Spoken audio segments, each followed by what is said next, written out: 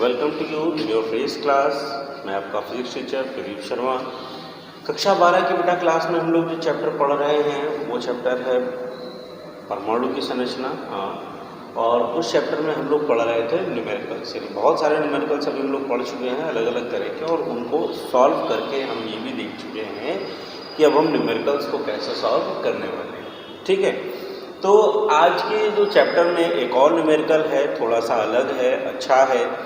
तो पहले इसको पढ़ते हैं और फिर हम इसको समझेंगे और इसके बाद हम इसे सॉल्व करेंगे। ठीक है, तो जैसे आज का जो क्वेश्चन है ये कह रहा है हाइड्रोजन परमाणु की पहली बोहर कक्षा में, हाइड्रोजन परमाणु की पहली बोहर कक्षा में इलेक्ट्रॉन की जो ऊर्जा दी जा रही है वो दी जा रही है -22 × 10⁻⁹ जूल। हाँ, अभी तक हमने जो ऊर्जा पढ़ी थी वो इलेक्ट्रॉन वोल्ट में पढ़ी थी। इस बार हमको जो एनर्जी दी गई है वो जूल में दी गई है, और ये कितनी है, -22 × 10⁻⁻19 जूल है। अब हमको ये बता रहा है, कह रहा है उसी परमाणु में इलेक्ट्रॉन का संक्रमण यानी ऊर्जा उत्सर्जित करते हुए जब कोई इलेक्ट्रॉन तीसरी कक्षा से दूसरी कक्षा में जाता है तो उत्सर्जित यानी जब जाएगा ऊर्जा उत्सर्जित करेगा, तो ऊर्जा उत्सर्जन के समय जो भी फोटोन निकलेगा, जो प्रकाश निकलेगा, उसकी आवृत्ति की हमें क्या करनी है, गणना करनी है। बात समझ में आ रही है? नहीं आ रही है तो अच्छे समझते हैं। देखो, हमने एक जनरल फॉर्मूला पढ़ रखा था। क्या पढ़ रखा था कि हाइड्रोजन परमाणु के लिए जो ऊर्जा का सूत्र होता है वो क्या होता है। ठीक है, तो हम क्या लिखेंगे,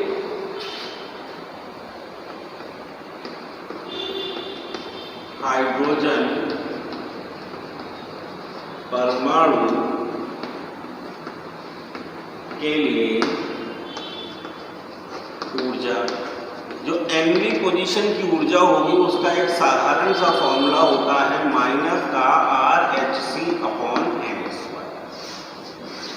ठीक है, इसी को आप कहीं कहीं पढ़ते हो तो -13.6/n² भी पढ़ते हो, वो बन के यहीं से आएगा। अच्छा, तो हमने ये क्यों बताया, क्योंकि आपको RHC से मतलब नहीं है, लेकिन मतलब किससे है, n² से। तो En is directly proportional to क्या होगा, n²। ठीक, ये हम बता रहे हैं क्योंकि हम आगे यहीं पर काम करना शुरू करेंगे। तो मतलब हम क्या लिख सकते हैं, तब हम लिख सकते हैं, अतः पहले आप कहाँ से कहाँ तक जा रहे हैं, E3 से कहाँ तक जा रहे हैं, N3 से N2 तक।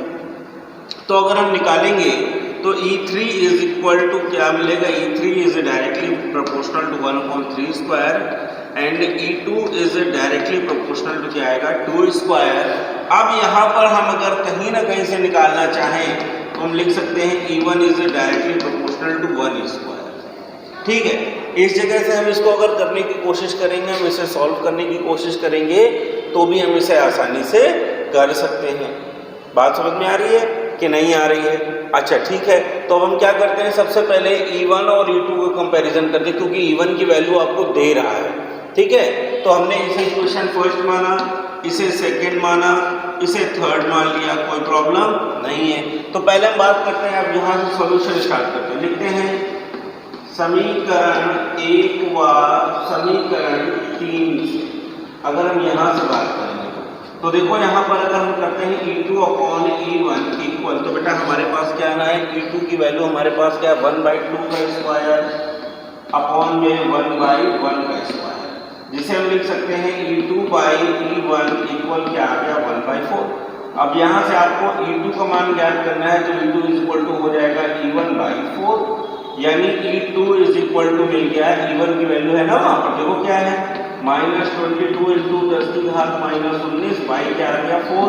अप्रॉक्स में ये वैल्यू आपके पास आ जाएगी -5.5 × 10⁻⁻19। ये E2 यानी अगर ये दूसरी कक्षा पर आ रहा है तो उस कक्षा में जो ऊर्जा है उसके पास वो कितनी है, इतनी। सिमिलर इसी तरह से अगर हम निकालेंगे तो क्या निकालेंगे, समीकरण 1 व समीकरण 2 से लिखिएगा, तो E3/E1 इक्वल हमारे ख्याल से आपको जो मिलने वाला है वो मिलेगा 1/9। यहाँ से E3 इक्वल आ जाएगा E1 बाई क्या आ गया, 9, यानी E3 इक्वल -22 × 10⁻19 बाई क्या आ गया 9, ठीक है।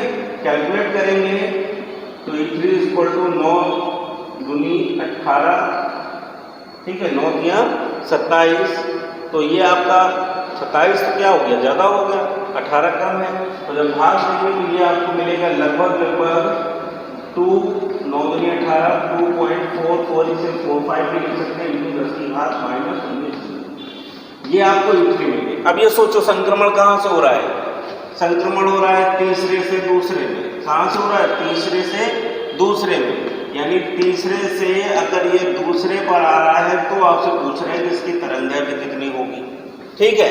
तो इसका मतलब है अब हम कहाँ पर आएंगे, बोहर के पास, तो क्या लिखेंगे, बोहर की तृतीय परिकल्पना से, बोहर की तृतीय परिकल्पना क्या थी, delta E equal H into mu, delta E मतलब E2 माइनस E1, यहाँ पर क्या आएगा E3 minus E1, E2 equal क्या आ गया H न्यू, यानी न्यू बराबर क्या आ जाएगा, डेल्टा E अपॉन में कितना आ जाएगा H, डेल्टा E की वैल्यू निकालो भैया, कितनी आ गई, E3 की वैल्यू हमारे पास कितनी है, माइनस में 2.44 into 10 to power minus 19, minus में 5.55 इंटू 10 टू पावर माइनस 19, पूरे के अपॉन में 6.6 इंटू 10 की पावर माइनस 34 न्यू, यानी न्यू बराबर ऊपर कितना बचेगा, माइनस माइनस का ये हो जाता है प्लस, तो ऊपर बचेगा लगभग में 3.06, कितना बचेगा 3.06 इंटू 10 की घात माइनस 19 अपॉन में 6.6 इंटू 10 की घात माइनस 34। अब ये छोटी सी कैलकुलेशन आप करेंगे, जब आप करेंगे तो ये वैल्यू आपको लगभग 4 पॉइंट समथिंग बार मिलने वाली है, ठीक है। तो ये वैल्यू आपकी हो जाएगी 4.6 इंटू 10 की घात 14, आवृत्ति निकालना है, आप क्या लिखेंगे, हर्ट्ज, क्या लिखेंगे आप आगे, हर्ट्ज, बात समझ में आ गई। हाँ, कहीं कहीं पर आप हर्ट्ज नहीं तो यहाँ पर सेकेंड इनवर्स लिख सकते हैं, प्रति सेकंड भी लिख सकते हैं, सारे मात्रक किसके हैं, आपके आवृत्ति के। बात समझ में आ गई, फटाफट इसे अच्छे से क्या कहते हैं, कॉपी पे लिखिए, समझिए, फिर अगला क्वेश्चन पढ़ते हैं।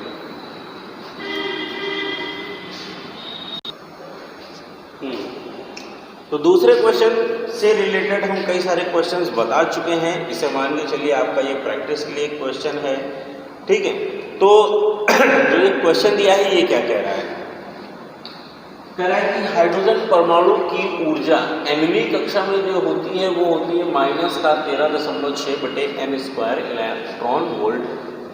आपको ज्ञात क्या करना है, ज्ञात करना है नंबर फर्स्ट, इलेक्ट्रॉन की तृतीय कक्षा से द्वितीय कक्षा में जाने पर मुक्त ऊर्जा, तीसरी कक्षा से दूसरी कक्षा में अगर ये आ रहा है तो कितनी ऊर्जा मुक्त करेगा, और साथ में ये भी बताना है कि जो ये संक्रमण होगा, इस संक्रमण से जो तरंगदैर्घ्य निकलेगी वो क्या होगी। इससे पहले हमने ज्ञात की थी आवृत्ति, अब क्या ज्ञात करने आ रहे हैं, तरंगदैर्घ्य। हाइड्रोजन परमाणु में ये जो कक्षा होती है इसे हम लोग मूल ऊर्जा स्तर मानते हैं, ये दूसरी हो गई और ये तीसरी, ठीक है। इसके लिए n बराबर 1 है, n बराबर 2 है, और ये n बराबर कितना है 3, ठीक। nवीं की आपको ऊर्जा दे रहा है, बस केवल आपको क्या करना है, तीसरे से दूसरे में आने की बात है, ठीक है। तो आप क्या करोगे, जो आपको दिया गया है वो लिखोगे, n1 बराबर आपको दिया है 2, n2 बराबर दिया है 3, और En बराबर दे रहा है -13.6 बटे m² इलेक्ट्रॉन है, ठीक है। तो आप क्या करोगे, सबसे पहले कहाँ लेके आ रहे हो इसे, तीसरे से, तो क्या लिखोगे, E3 बराबर -13.6 बटे 3 का स्क्वायर इलेक्ट्रॉन वोल्ट, यानी E3 बराबर -13.6 बटे 9 इलेक्ट्रॉन वोल्ट, भाग दे दो, तो E3 बराबर कितना आ गया 1.51 इलेक्ट्रॉन वोल्ट, मिल गया ना, ठीक है।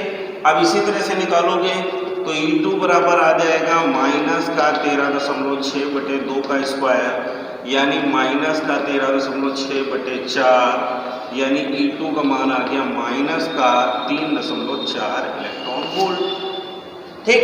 अब इसका मतलब ये है, अगर ये तीसरी कक्षा में है तो इसके पास जो ऊर्जा है वो है 1.51 इलेक्ट्रॉन वोल्ट माइनस का, और ये दूसरी कक्षा में है तो इसके पास जो ऊर्जा है वो है माइनस का 3.4, ठीक है। आपको क्या करना है, आपको ये करना है कि जब ये तीसरी से दूसरी में आ रहा होगा तो कितनी ऊर्जा का संक्रमण करके आ रहा होगा, तो वहां से निकालेंगे डेल्टा ई। डेल्टा ई मतलब E3 माइनस में क्या करेंगे E2। अब E3 की वैल्यू हमारे पास कितनी है, माइनस का 1.51 और माइनस में माइनस का 3.4 इलेक्ट्रॉन वोल्ट मिल गया। देखो हाँ, अब देखो कितना आने वाला है। अब आपको यहाँ पर जो मिलेगा वो आ जाएगा लगभग 1.51 माइनस का और प्लस का 3.4, जीरो कर लो तो अब आपको ये वैल्यू कितनी मिल जाएगी 1.81 इलेक्ट्रॉन वोल्ट और किसकी मिलेगी, प्लस की। यानी अगर ये तीसरी से दूसरी कक्षा में आ रहा है तो इसमें कितनी ऊर्जा मुक्त की, प्लस का 1.81 इलेक्ट्रॉन वोल्ट जो है वो ऊर्जा मुक्त कर ली। ठीक है। अब कह रहा है इस ऊर्जा से इस वाले तरंग की जो तरंगदैर्घ्य बनेगी उसकी गणना करो। तो भाई इसके लिए तो हम बचपन से पढ़ चुके हैं, हमें पता है कि अब हम क्या कर सकते हैं, एक छोटा सा काम कर सकते हैं। बोहर की तृतीय परिकल्पना से, बोहर की तृतीय परिकल्पना क्या होती है, delta E equal hc upon lambda. ठीक है। और तब आप जो फंक्शन निकालोगे अगर लैम्डा एंगस्ट्रॉम में है तो ये वैल्यू आपको इसमें आ जाएगी अभी मीटर में। ठीक है। अच्छा, तो यहाँ क्या निकालेंगे, लैम्डा निकालना है तो hc अपॉन डेल्टा E लिख सकते हैं और यही हमने बताया था 12375 अपॉन में डेल्टा E लिख देंगे, ये वैल्यू एंगस्ट्रॉम में मिल जाएगी। तब जब आप यहाँ पर ऊर्जा इलेक्ट्रॉन वोल्ट में रखेंगे तो मतलब lambda is equal to 12375 upon में कितनी एनर्जी है 1.81 इलेक्ट्रॉन वोल्ट में ही रखनी है। तो यहाँ पर अब जो वैल्यू आएगी वो किस में आएगी, एंगस्ट्रॉम में आएगी। कैलकुलेशन करेंगे आप इसका तो आपको जो वैल्यू मिलेगी लैम्डा इक्वल टू वो लगभग 6547.6 एंगस्ट्रॉम। ठीक है। यानी तीसरे से दूसरे में जो संक्रमण होकर जा रहा होगा उससे उत्सर्जित फोटोन की जो तरंगदैर्घ्य होगी वो कितनी होगी, 6547 एंगस्ट्रॉम होगी। ठीक है। सेकेंड यूनिट टेस्ट की तैयारी पे लग जाइए। स्कीम्स आपको भेजी जा चुकी हैं। अगर इस चैप्टर से रिलेटेड कोई प्रॉब्लम आने वाली है तो आप उसे अभी से पूछ लीजिए। ठीक है। ग्रुप में मैसेज डाल लीजिए, ग्रुप को खोल लीजिए या आप पर्सनली मैसेज डालकर मुझसे पूछ सकते हैं। समझ में आया? ठीक है। तो आज की क्लास के लिए